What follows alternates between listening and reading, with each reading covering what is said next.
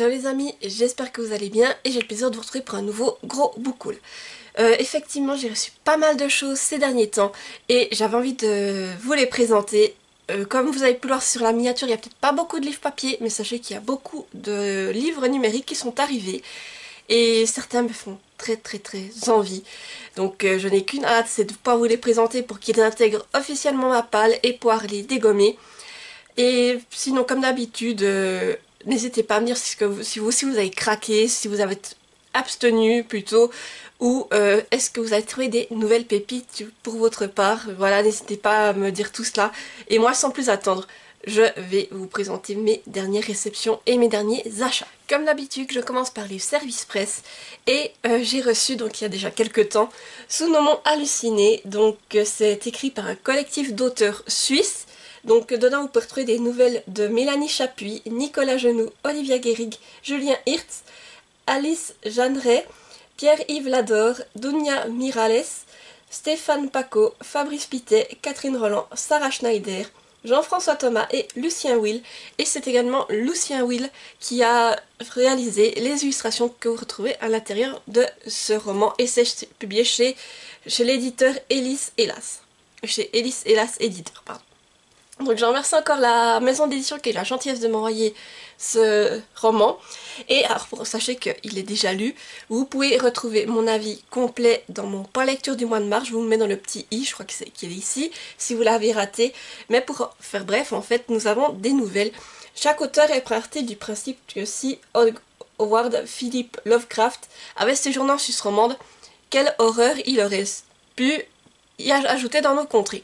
Donc chacun a pris une région de la Suisse et a fait une nouvelle avec une touche d'horreur, vous en doutez, de paranormal, voilà, plein de choses pour nous faire frissonner. Et franchement, aucune région n'est épargnée et disons que certaines nouvelles font vraiment très peur. En tout cas, regardez, déjà la couverture nous indique sur quoi on va aller. Et je pense que ce recueil est parfait pour ceux qui aiment se faire peur tout simplement. Car vous en avez pour tous les goûts. Donc j'ai envie de vous dire, il y aura forcément votre style là-dedans. Donc c'est une lecture qui fait un peu plus, environ 240 pages. Et c'est écrit assez grand et assez aéré, j'ai trouvé. Et vous avez, comme je vous disais, des illustrations en lien avec chacune des nouvelles. Donc voilà, c'est ça que j'ai trouvé vraiment très intéressant. Et moi en tout cas je me suis régalée et je vous dis en plus de connaître ces régions, ça m'a vraiment fait peur par moments. Et voilà, je ne peux que vous le recommander. Voilà, pour ma part ça m'a vraiment plu et ce qui est agréable c'est aussi de se dire que là pour une fois on retrouve de l'horreur par chez nous et c'était vraiment sympathique. Du coup je remercie encore la maison d'édition parce que j'ai passé un agréable moment de lecture et ce qui est bien c'est comme c'est un recueil de nouvelles, j'ai pu me dire ben j'en lis 2 par jour et comme ça m'a tenu en alerte pendant une semaine et ça m'a permis de ne pas toutes les enchaîner à la fois. J'ai également reçu Rendez-vous au Café des Anges de Junie Bleuet et c'est en auto-édition, donc je remercie encore l'autrice qui m'a envoyé ce service presse. Et ici donc nous sommes sur une romance historique, je vous lis le résumé. Septembre 1943, les Allemands occupent Cléry, une petite bourgade auboise où vit Églantine, la fille du médecin de village. Au départ de son père, elle tâche comme elle peut de reprendre le flambeau. Or qu'elle rentre d'une intervention après le couvre-feu, elle se retrouve en fâcheuse position, arrêtée par des soldats de la Wehrmacht, qui en veulent plus à ses jolis yeux qu'à son absence de laisser passer. Contre toute attente, le nouveau capitaine qui vient d'arriver à Cléry parvient à la protéger et s'éprend de la jeune femme, qui, sur les conseils de sa meilleure amie Thalie, l'institutrice du village, se refuse à aimer un officier ennemi. Tiraillée entre ses sentiments amoureux et patriotiques, entre l'aide qu'elle apporte à la résistance et celle qu'elle est contrainte de fournir aux Allemands, la jeune femme fera de son mieux pour traverser cette période troublée de l'histoire où aucun cadeau ne lui sera fait. Voilà, donc comme vous pouvez le voir, on est sur une romance historique. Alors quand l'autrice m'a proposé, je me suis dit pourquoi pas, surtout que ça fait quelques années que j'apprécie beaucoup le style historique et je me suis dit que vraiment ce serait l'occasion justement de faire une autre découverte dans ce style. Au fait, je m'excuse si la luminosité n'est pas terrible, aujourd'hui il fait vraiment très moche et je n'avais pas d'autre moment pour tourner cette vidéo donc j'espère quand même que ça va aller au niveau de la luminosité. Mais voilà, je sais que ce ne sera pas au top, mais je ne peux malheureusement pas faire autrement. Et si j'allume, c'est encore pire. Donc voilà, je fais comme je peux. Ce sera peut-être pas la meilleure vidéo que je vous ai mise sur la chaîne pour le moment. Bref, revenons au livre que j'ai reçu. Donc toujours en service presse, j'ai reçu Artemisia Shepard, descendant de la Pythie, de Christelle Dacruz aux éditions Scrinéo. Donc j'en remercie encore les éditions Scrinéo ainsi que NetGalley qui m'ont permis d'obtenir ce service presse. Et celui-ci, je l'ai déjà lu. Ça a été une excellente lecture. Vous l'aurez dans mon point lecture du mois d'avril. C'est parce que c'est tout récent. Et pour faire un bref résumé, c'est Artemisia Shepard qui vit à Londres, qui travaille dans une petite boutique qui vend des accessoires pour thé et du thé. Et elle a une vie plus ou moins normale, sauf qu'en fait c'est une prophétesse. C'est-à-dire qu'elle reçoit des visions très fortes et puis pas toujours joyeuses. Alors son don peut être un peu intéressant, mais dans son cas il est considéré un peu comme une malédiction parce que suite aux visions qu'elle reçoit, et puis que d'autres prophétesses ont reçu, on va dire, certaines ne l'ont pas supporté et ont tout simplement mis fin à leur jour. C'est le cas pour la mère d'Artemisia, qui n'a pas supporté ces visions. Artemisia, quant à elle, elle a trouvé un moyen de les réguler par un traitement médicamenteux. Et elle arrive à avoir une vie plus ou moins normale. Jusqu'au jour où, malgré son traitement, elle a quand même des visions qui parviennent à se faufiler à travers. Elle en discute donc avec sa grand-mère et elle décide d'arrêter son traitement pour voir exactement ce que ses visions veulent lui faire voir. Et suite à cela, elle va découvrir l'autre monde. Un monde où les vampires et d'autres créatures fantastiques existent. Et ceux-ci vont venir demander de l'aide à Artemisia justement parce que chez eux, il se pourrait que une certaine maladie se développe et que ça pourrait bien mettre en péril toute leur espèce. Voilà pour le résumé. Donc en tout cas moi, juste en sachant ça comme résumé, il fallait que j'y aille en fait. En sachant qu'il y aurait du vampire, d'autres créatures fantastiques, fallait que j'y aille. Et je n'ai pas été déçue, mais vraiment pas du tout. Ça a été un moment de lecture, comme je vous dis, excellent. Je me suis régalée. Et je ne peux que vous le conseiller, surtout que j'ai adoré les ambiances. Donc comme je vous dis, l'ambiance boutique à thé, toutes ces choses-là, ça m'a beaucoup plu. Je me suis régalée et voilà, donc pareil. J'espère qu'il vous fera envie, que vous laisserez tenter. En tout cas, allez voir mon point lecture du mois d'avril quand il sera sorti. Vous en apprendrez plus à son sujet. Et comme d'habitude, si vous voulez en apprendre un peu plus sur chacun des livres, tout est dans la barre d'infos. J'ai également reçu Specgraph de James Tynion 4 et Christian Ward aux éditions Delcourt. Je vous mets également un couverture ici car c'était une BD en numérique. Je remercie la maison d'édition ainsi que NetGalley qui m'a envoyé cet album. Et donc ici, alors je l'ai lu, ça a été une bonne découverte même si j'étais un peu mitigée on va dire. Là aussi vous pouvez retrouver mon avis dans le point lecture du mois de mars si ça vous intéresse. Et là disons que on va suivre un manoir étrange. Dans ce manoir, on va dire que l'ancien propriétaire a mené des expériences douteuses. Des expériences où il a essayé de trouver la vie éternelle en devenant un fantôme. On ne sait pas s'il a réussi, en tout cas à l'heure actuelle il est décédé et disons que des personnes mal intentionnées aimeraient bien s'accaparer son invention. On va suivre deux jeunes femmes qui vont entrer dans ce manoir, en tout cas, et qui vont s'y retrouver piégées. Voilà pour le résumé. Donc là, ce qui m'a intéressé, c'est déjà de me dire du fantôme et ça pourrait être intéressant la manière dont c'était fait. C'est pour ça que j'y suis allée. Et sur ce niveau, c'est vrai que niveau paranormal, on trouve pas mal d'éléments et ça fait quand même bien flipper par moments. Donc, et aussi, je vous préviens, dans ce livre, il y a quand même des trigger warnings, alors faites attention, renseignez-vous avant de vous lancer, mais pour moi, ça a été une découverte intéressante, en tout cas, au niveau du paranormal. J'ai également reçu les 12 chaussures de Cendrillon de Nadia Coste aux éditions Scrinéo, je vous mets la couverture également ici, et je remercie la maison d'édition ainsi que NetGalley qui m'a envoyé ce service presse. Donc ce qui m'a fait envie, c'est qu'ils sont sur une réécriture de Cendrillon comme j'ai compris. Donc j'ai été directement emballée et je me suis dit bon allez, j'aimerais bien le lire. Donc je vous dis le résumé. Redécouvrez l'histoire de Cendrillon telle que vous ne l'avez jamais lue. Avec l'aide de sa marraine Sophie, la bonne fée, Cendrillon se rend au bal où elle danse avec le prince. Mais il lui faut plus d'une Val pour savoir s'il est l'homme de sa vie. Sa marraine lui propose alors d'essayer une drôle de machine qui permet de remonter le temps 11 fois pour revivre la même soirée. De cette manière, Sandrine pourra mieux connaître le prince. Pourtant, quand elle retourne au château, elle est surprise d'y retrouver Gustave, le fils du boulanger, son ami d'enfance, qu'elle n'a pas vu depuis des années. Très vite, Sandrine comprend que du Gustave est en danger. Dès lors, elle n'a plus qu'une idée en tête. Le sauver. Y parviendra-t-elle? Donc voilà, on est vraiment sur une réécriture de Cendrillon, mais d'une toute autre manière. Et je vous avoue que je suis très curieuse de la lire. D'ailleurs, vous allez bientôt le voir passer, car c'est une de mes prochaines lectures. Car vraiment, comme je vous dis, il me fait très envie.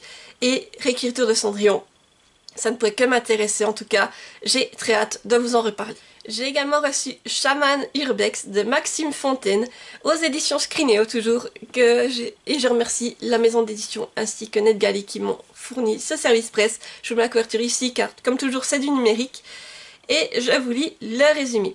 Depuis un terrible accident, Clara s'est jetée à corps perdu dans l'urbex. Dès que l'occasion se présente, elle visite de nouveaux spots. Des invitations au voyage dans le temps et dans la vie des autres. C'est en visitant un manoir isolé qu'elle met la main sur un mystérieux carnet signé Charman Wolf. Une légende de l'urbex, récemment décédée dans des circonstances troublantes. Officiellement, on parle d'un accident, mais l'ombre d'un assassinat plane, alimenté par de curieux personnages qui rôdent dans les lieux évoqués dans le carnet du défunt. Et s'ils étaient là pour décourager ceux qui remuent le passé? Déterminée à percer le mystère, Clara se lance dans une enquête haletante, guidée par le carnet qui semble défier la réalité, et la plonge dans un véritable parcours initiatique. Bientôt, le passé et le présent se rencontrent, et les frontières du réel deviennent floues.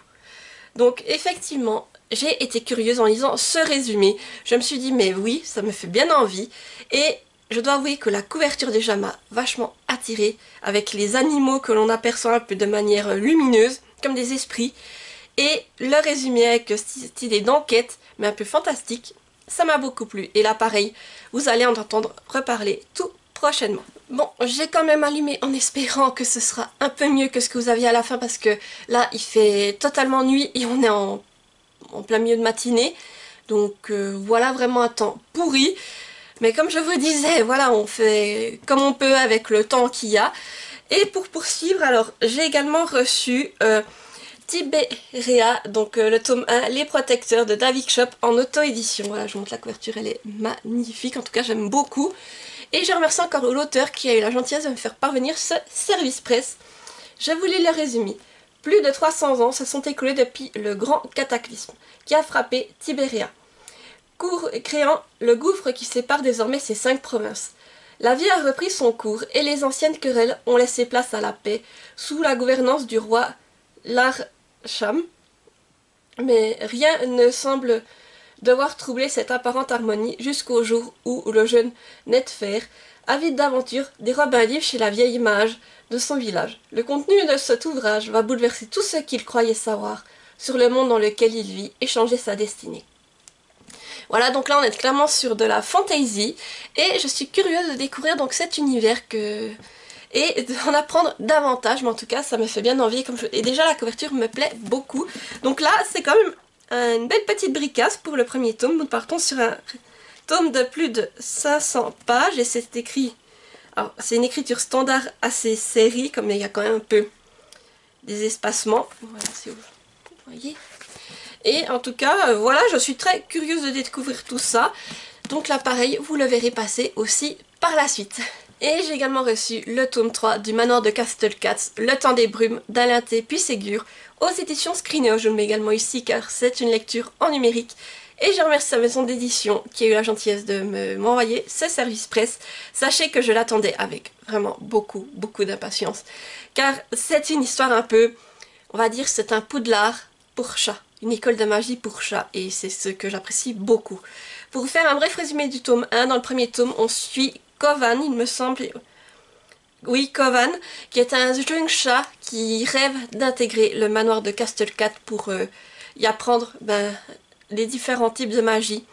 Sauf que Kovan, on va dire, il a un secret. Voilà, je ne dirai pas plus sur ce point, mais il va rencontrer des amis durant ces périples, et disons qu'il va vivre beaucoup d'aventures dans ce fameux manoir de Castelcat. Voilà pour le speak. Si vous voulez en apprendre plus, comme je vous dis à chaque fois, tout est dans la barre d'infos. Mais moi, vraiment, c'est une histoire que j'aime beaucoup. J'ai beaucoup aimé les 2 premiers tomes, de suivre ces chats à travers leurs péripéties, de voir comment est-ce qu'ils manipulent la magie et surtout aussi d'en apprendre plus sur chacun d'entre eux. Et puis comme je vous dis, c'est vraiment aussi une saga un peu en lien avec les saisons, car le premier tome avait plutôt un aspect automnal, le deuxième on partait sur l'hiver et là nous sommes clairement sur le printemps. Donc ça ira parfaitement plus avec la saison, en espérant qu'elle soit un peu plus belle, parce que là vraiment le soleil se fait désirer. Et puis que vraiment ça m'intéresse, surtout que dans ce tome, tout ce que je peux vous dire, c'est que vu comme le tome 2 se terminait, j'étais très curieuse d'enchaîner. Et dans ce tome, on va découvrir nos apprentis qui doivent faire un peu des stages pratiques dans la vraie vie pour voir quel métier ils voudraient exercer par la suite. Donc je me dis que ça peut être tout à fait intéressant, surtout que là on va découvrir un peu ce qu'il y a hors du manoir de Castle Cats. Voilà, donc en tout cas j'ai très hâte de le lire et là pareil, vous allez entendre parler tout bientôt. J'ai également reçu Makara et le lion de pierre de J. Robin aux éditions L'Œil Rond d'Argent. C'est une pépite ce livre, regardez déjà la couverture et le jaspage de dingue que les éditions L'Œil Rond d'Argent nous ont fait, franchement c'est une dinguerie et je suis tellement contente de l'avoir reçu, donc encore merci les éditions L'Œil Rond d'Argent parce que vous n'imaginez pas quelle joie c'est pour moi. Et puis surtout il était dans ma wishlist, alors quand ils m'ont proposé de le recevoir, mais j'étais vraiment très contente et très curieuse de découvrir cette histoire. Surtout que l'objet livre déjà m'intéresse, me hype de fou. Et le résumé aussi me donnait très envie de me lancer dans cette lecture. Donc je vais vous le lire de ce pas. La nuit où son monde s'effondra, Makara n'était qu'une enfant. Derrière le passage de l'armée de l'impitoyable reine Sikirit, n'ont demeuré que cendres et dévastation. Des années plus tard, le destin sourit à la survivante. Elle invoque par mégarde le lion de pierre, un artefact millénaire porteur d'un pouvoir immense. Makara y voit alors une chance inespérée de venger la mort de sa famille et le massacre de son peuple. Mais sur sa route se trouve le prince Aran, fille reniée de la souveraine. Envoyé par celle-ci pour retrouver l'animal légendaire, le jeune homme est prêt à tout pour regagner son honneur perdu, quitte à pactiser avec l'ennemi. Quel prix seront-ils prêts à payer pour obtenir ce qu'ils désirent le plus? Voilà, donc c'est vraiment une histoire d'un peu dans de la fantasy asiatique, j'ai envie de dire, et ça me fait très envie. Et comme je vous dis, avec un objet livre pareil, ça donne juste envie de s'y plonger, regardez. En plus, il est illustré à l'intérieur, c'est sublime. J'aime beaucoup, vous voyez.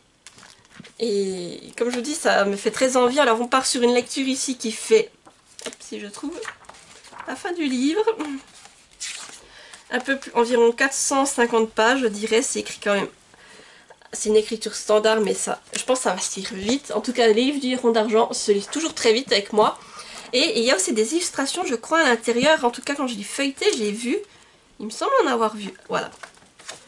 Donc, vous voyez, l'objet livre, franchement. Et comme je vous dis, une fantaisie asiatique, il me semble. J'en ai pas lu beaucoup dans...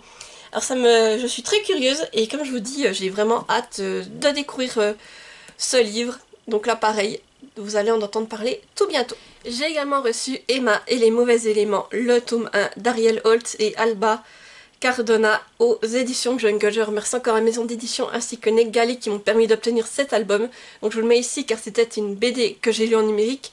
Et ça a été une excellente découverte. Vous pourrez le voir dans mon prochain point lecture. Et je l'ai déjà lu, donc vous en doutez. J'ai passé un très bon moment de lecture. Et alors je pense que c'est pas précisé sur l'album, mais je pense que ce sera un tome 1 étant donné comme ça se termine. Alors ici, pour faire un bref résumé, on suit Emma, elle allait tranquillement pique-niquer, sauf que ça ne s'est pas passé comme prévu, elle s'est fait attaquer par des créatures aux dents acérées, des créatures mystérieuses. Elle a été sauvée par un drôle de personnage, et suite à cela, Emma va découvrir qu'elle n'est pas totalement humaine. Donc on va l'emmener à l'académie volante de Primwald, où elle va voir en fait que certaines personnes maîtrisent les éléments. Elle, du coup, on va s'intéresser à tout cela et on va aussi découvrir ce que sont les mauvais éléments. Voilà pour le résumé. En tout cas, ça a été une très belle découverte, j'apprécie cet univers. Et si vous aimez un peu tout ce qui est jeunesse avec du fantastique, surtout avec la maîtrise des éléments, je ne peux que vous recommander d'y aller. En tout cas, pour moi, c'était une très belle découverte. Et en tout cas, je ne sais pas quand c'est que je sortirai cette vidéo, mais ce tome sera disponible dès le 30 avril. J'ai également reçu Betsy de Stephen Desberg et Teresa Martinez aux éditions Delcourt. Je vous mets également la couverture ici pour cet album. Et je remercie la maison d'édition ainsi que Nekgali qui m'a envoyé ce service presse. Ici on a l'air d'être sur un tout autre style de BD mais qui me fait très envie avec des animaux. Et je vous lis le résumé. Betty s'est mise à comprendre les animaux et va tout entreprendre pour améliorer leur place dans notre société. Un conte moderne où tendresse se conjugue avec humour et émotion.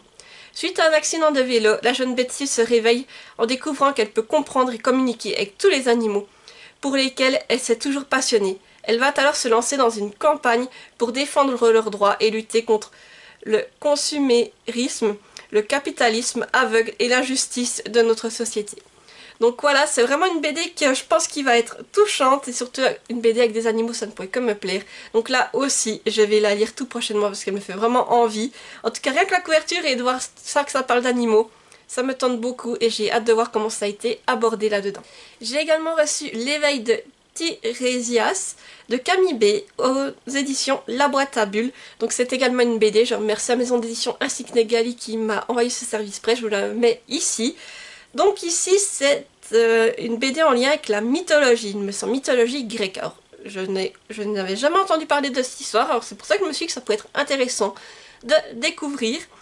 Donc cette BD déjà sortira le 21 mai, donc au moment c'est que vous verrez cette vidéo, elle ne sera pas encore sortie, mais je pense que vous pouvez la précommander, au cas où. Donc voici le résumé. Avant de devenir le plus grand devin de la Grèce antique, Tiresias a connu diverses expériences, comme celle de la féminité. Le mythe de Tiresias à la lumière de notre époque.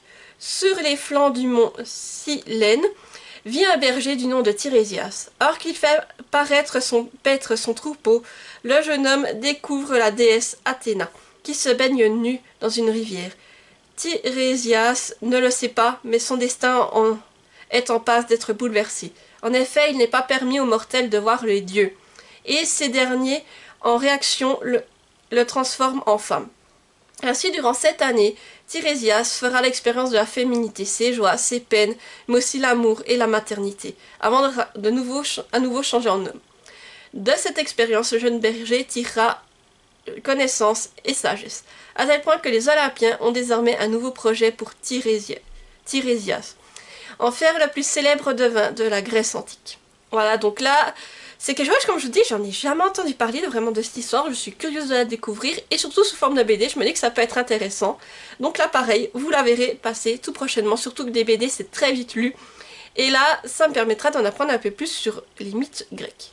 Et maintenant, on va passer au livre que j'ai reçu. Donc, pour commencer, j'ai reçu L'Or d'Alexandra Bracken aux éditions de Saxus. Voilà, je vous montre la couverture. Donc, je remercie encore Ingrid, la lectrice, Elodie, qui a eu la gentillesse de m'envoyer ce tome, son exemplaire, lors d'un échange de livres en fait. Elle a vu qu'il était dans ma wishlist, elle m'a dit mais moi je l'ai, je sais pas, moi je ne suis pas entrée dans l'univers, si tu le veux, je te le laisse, donc du coup voilà. Donc c'est l'exemplaire hardback qui était sorti le tout premier. Et c'est celui-là qui me faisait envie comparé à celui qu'ils ont réédité avec Jaspage, voilà, sans sac jaquette, comment il donne, il est vraiment magnifique. Et c'est un livre qui m'a fait envie depuis sa sortie. Des fois, je l'ai renlevé parce que je me disais oui, je le remettrai plus tard. Et là, justement, il était dans ma wishlist et c'est bien tombé parce que j'ai pu récupérer l'exemplaire d'Elodie. Donc encore merci Ingrid, la lectrice. Je vous mettrai sa chaîne YouTube dans la barre d'infos. Et c'est vrai que ce livre me fait très envie car c'est un peu un Hunger Game dans de la mythologie grecque, si mes souvenirs sont bons. Mais je vais vous lire le résumé, comme ça on sera au clair. De nos jours, à New York, un jeu meurtrier est sur le point de commencer. L'Agone. Tous les 7 ans, pendant une semaine, seulement 9 dieux grecs sont forcés de parcourir la terre en tant que mortels pour oser défier le grand Zeus. Ils sont chassés par les descendants des lignées prestigieuses, tous désireux de tuer un dieu et de s'emparer de son pouvoir ainsi que de son immortalité. Après que sa famille a été brutalement assassinée par une lignée concurrente, Laure a fui ce monde brutal, tournant le dos aux promesses de gloire éternelle et de chasse. Pendant des années, elle a repoussé toute idée de vengeance envers l'homme, maintenant un dieu responsable de la mort de ses proches. À l'aube de la nouvelle chasse, 2 participants recherchent la jeune femme. Castor, un ami d'enfance que Laure croyait mort, et Athéna, l'une des dernières divinités d'origine, qui est grièvement blessée. La déesse lui propose une alliance contre leurs ennemis communs, et un moyen de quitter Lagone pour toujours. La décision de Laure de lier son destin à celui d'Athéna aura un coup mortel, et ne sera peut-être pas suffisant pour stopper l'essor d'un nouveau dieu dont le pouvoir pourrait détruire l'humanité. Voilà, donc comme je dis, une espèce d'Hunger Game avec des dieux, ça me donne envie, et je suis contente d'avoir eu cette édition-là, parce que comme je vous dis, c'était l'édition qui me faisait très envie quand elle était sortie. Après elle a plus été éditée, et c'est pour ça d'ailleurs que je l'avais retirée de ma wishlist. Donc encore merci Elodie de m'avoir envoyé ton exemplaire, comme ça en fait j'ai l'édition que je voulais et j'ai hâte de les découvrir. Alors là on se lance dans une lecture quand même, elle est assez longue, elle fait plus de 600 pages et c'est écrit quand même assez grand et assez aéré, et je sais pas s'il y a des en-têtes de chapitres. Voilà comme ça donne. Mais voilà, j'espère avoir le temps de la lire encore cette année, ou sinon à voir quand je me la mettrai peut-être dans une palle de saison, ou pour un challenge, pourquoi pas. Je pense qu'il pourrait entrer dans certains challenges, donc ce sera l'occasion de voir où je vais pouvoir le placer dans mes différentes palles. Et j'ai aussi gagné un concours lors du Festively d'Elie Demo, que je remercie encore. Je participe chaque année au concours qu'elle propose durant le mois de mars. Je joue surtout pour les livres qui m'intéressent, et disons que je joue en me disant oui, il y a très peu de choses que tu sois tiré. Et cette année, j'ai été tirée au sort, donc j'ai gagné Métamorphose, le premier tome Best Friend d'Olivier Gay et Jonathan Auconte aux éditions Dracou. Donc c'est une BD qui me faisait très envie. Je l'avais repérée quand elle était sortie et je m'étais dit bon bah j'apprendrai peut-être plus tard et peut-être en format numérique. Mais là du coup je l'ai gagnée, je suis contente. Donc pour le résumé, on suit Ambre. Ambre est la fille la plus populaire du lycée, Ambre est la fille la plus populaire du lycée, organise des fêtes inoubliables et n'hésite pas à ridiculiser les autres. Lucas lui préfère la lecture, la musique et les jeux de rôle. Mais lorsqu'un camion les asperge tous les deux d'un mystérieux liquide, leur vie va basculer. La jeune fille soucieuse de son apparence devient une louve-garou, musclée, puissante et poilue, tandis que le garçon se transforme en vampire, rapide, hypnotique et buveur de sang. Unis par leurs secrets, les deux vont devoir comprendre ce qui leur est arrivé, découvrir ce qui se trame dans l'ombre et accepter ces changements qui bouleversent leur vie. Donc voilà, vraiment, déjà le speech me plaisait beaucoup et je l'avais feuilleté lors d'un passage à la FNAC et j'avais vu les dessins, je m'étais dit oui, ça, j'aime beaucoup ce style de dessin. Donc ouais, en plus c'est une BD qui est assez courte, elle fait, je crois, une cinquantaine de pages, je dirais. Donc oui, soixantaine. Et Chéri, là que j'ai lu, je sais qu'il l'a bien aimé, m'a dit ah mais j'aimerais bien avoir le tome 2. Alors du coup, il faudra aussi que je la lise, mais vu le style de dessin, je me dis que ce serait une BD qui passerait bien en été, alors je vais me la mettre de côté jusqu'à cet été. Et maintenant on va passer au livre que je me suis procuré ou acheté. Donc tout d'abord, lors d'un passage dans une boîte à livres, j'ai trouvé des tomes d'Alice, la jeune détective. Donc j'ai trouvé Alice et les Hardy Boys Super Détectives, donc de Caroline Quinn et Franklin V. Dixon. Donc c'est dans la bibliothèque verte de chez Hachette, voilà. En boîte à livres, et c'était toutes les mêmes collections, donc je pense que c'est la même personne qui les a mis. Alice et le diadème de Caroline Quinn. Alice en Écosse, toujours de Caroline Quinn, et Alice et l'œil électrique. Voilà, donc j'ai trouvé ces 4 tomes en boîte à livres, je vous fais pas les résumés pour chacun, au cas où vous les aurez dans la barre d'infos, mais sachez que j'aime bien avoir des aventures d'Alice toujours sous la main à lire, parce que j'adorais ça à l'époque. Et là quand je les ai vus, surtout je m'étais dit mais ceux-là, j'ai pas le souvenir de les avoir lus. Donc je me suis dit c'est l'occasion, ça fait des petites lectures sympathiques, et je me dis ces tomes en plus, ils n'encombreront pas ma bibliothèque, parce qu'en général tout ce que je trouve dans les boîtes à livres, dès que j'ai lu, je remets en boîte à livres pour en faire profiter d'autres personnes, donc c'est le cas avec ceux-ci. Et du coup ça me permettra de découvrir 4 nouvelles enquêtes d'Alice, surtout que là comme c'est des enquêtes qui sont assez courtes, hein. Là elles font 150 pages je pense en moyenne, donc ça va être assez vite lu, et je me dis que ça peut être des lectures rapides pour un challenge. Et voilà, en tout cas, c'est des lectures que j'ai toujours bien appréciées, que je suis curieuse de découvrir, et vraiment ça m'a fait plaisir de les découvrir dans cette boîte à livres en me disant ah tiens, et de savoir que ces 4-là je ne les avais pas lus. Donc quand j'ai vu ça, ça est reparti avec moi pour le coup. Je me suis également procuré le premier tome de Molly Wind, Thomas, donc la bibliothécaire du Far West, de Tony Galmez et Catalina González Villar, aux éditions Dupuis. Donc je me le suis pris en numérique, je vous mets donc la couverture ici. Donc déjà le concept me plaisait beaucoup par les dessins tout ça, et j'ai craqué. Donc si mes souvenirs sont bons, c'est une jeune fille qui est bibliothécaire en fait à travers le Far West et qui va donc partir avec son cheval pour distribuer les livres dans différents villages et on va suivre ses aventures. Enfin, je vous lis pas tout le speech, si vous voulez en savoir plus, c'est dans la barre d'infos.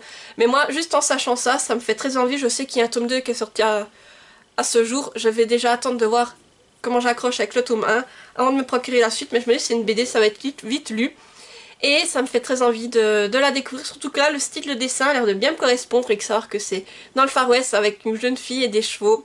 Voilà, ça me... Il faut pas m'en dire plus, j'ai envie d'y aller. Et je me suis également procuré le deuxième tome d'Alia Chasseuse de fantômes, Le stage au manoir hanté de Bruno Varro aux éditions Jungle. Je vous mets également la couverture ici car je me suis pris en numérique. J'avais lu le premier tome où c'est qu'on suivait Alia qui apprenait que son grand-père lui avait caché des choses en fait.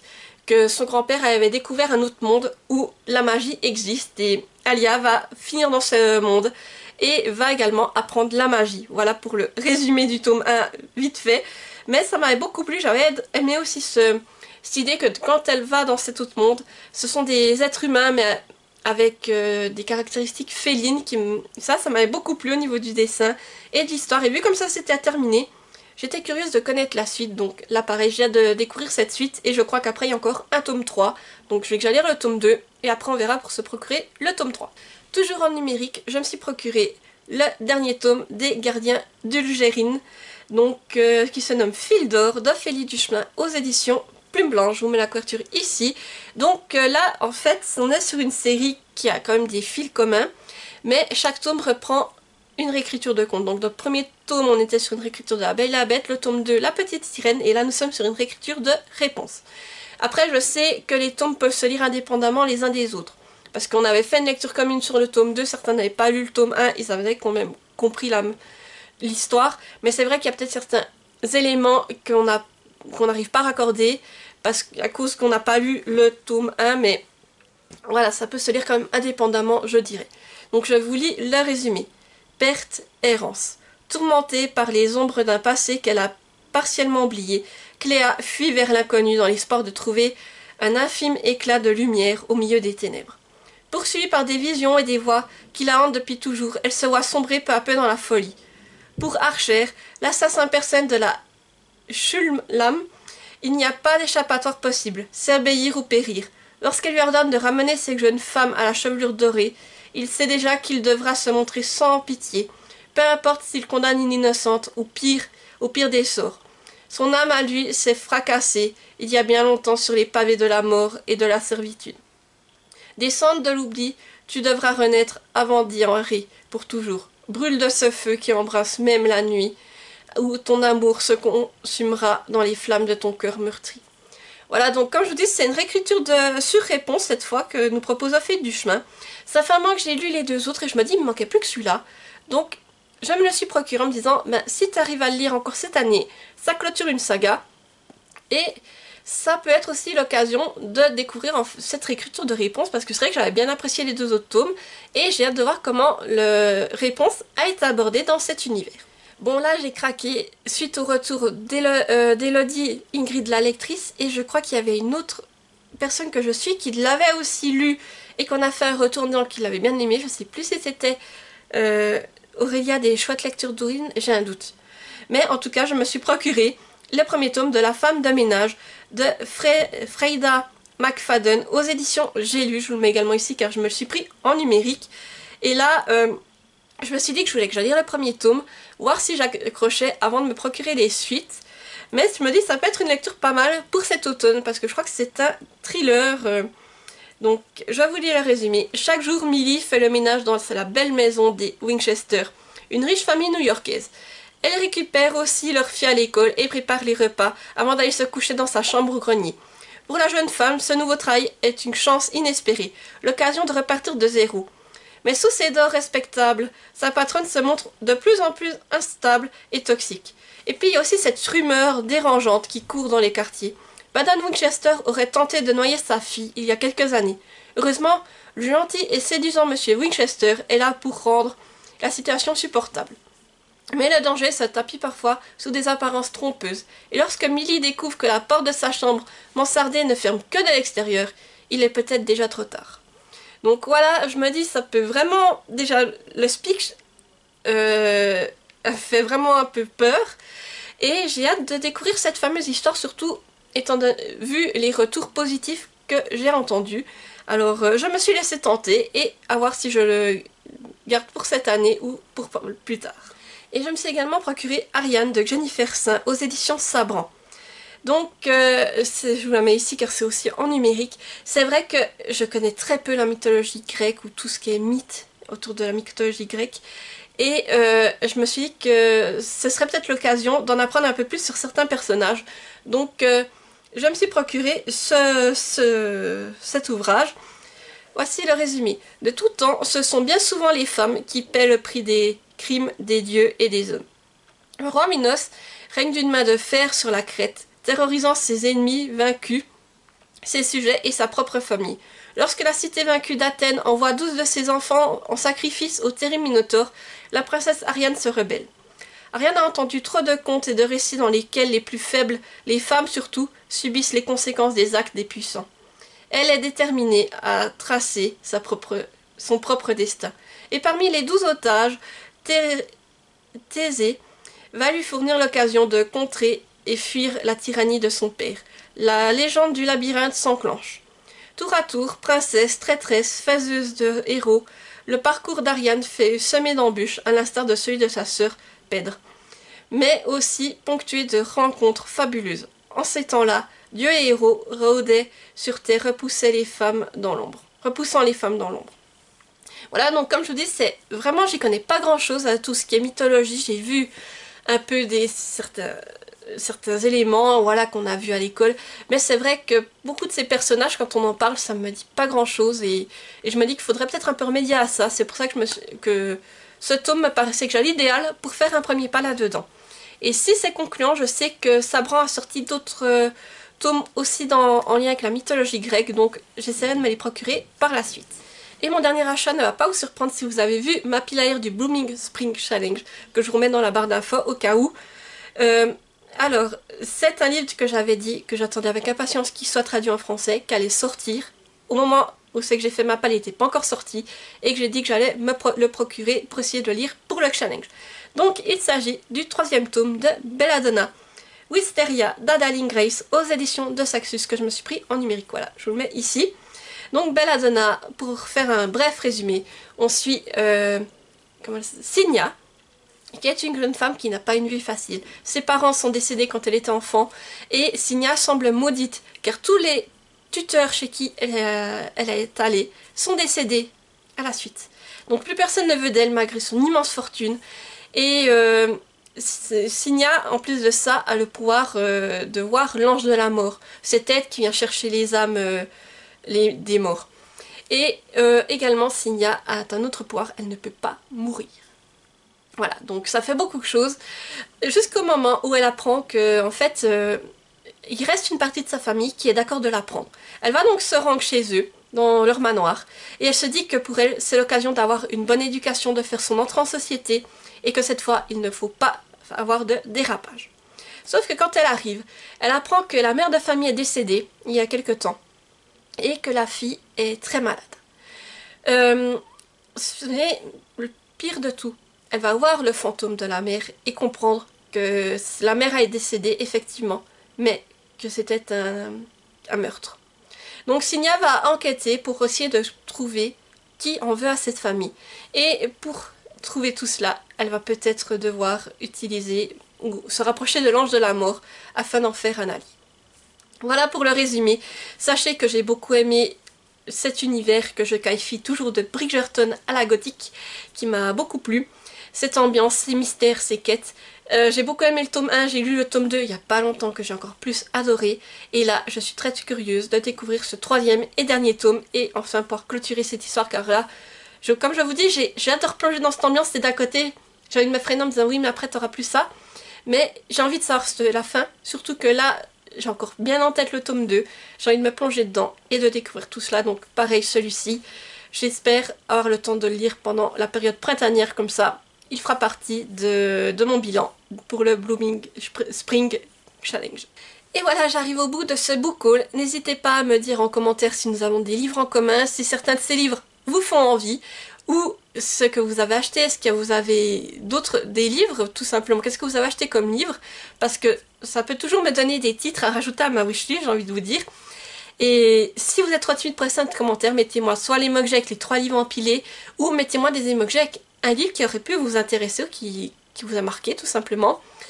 Et sinon, comme d'habitude, n'hésitez pas à mettre un petit pouce en l'air pour soutenir la vidéo, activer la petite cloche pour ne pas rater celles qui vont suivre, et à vous abonner car ça fait toujours plaisir et ça soutient la chaîne. Sur ce, je vous dis à tout bientôt pour une prochaine vidéo et portez-vous bien. Bye bye!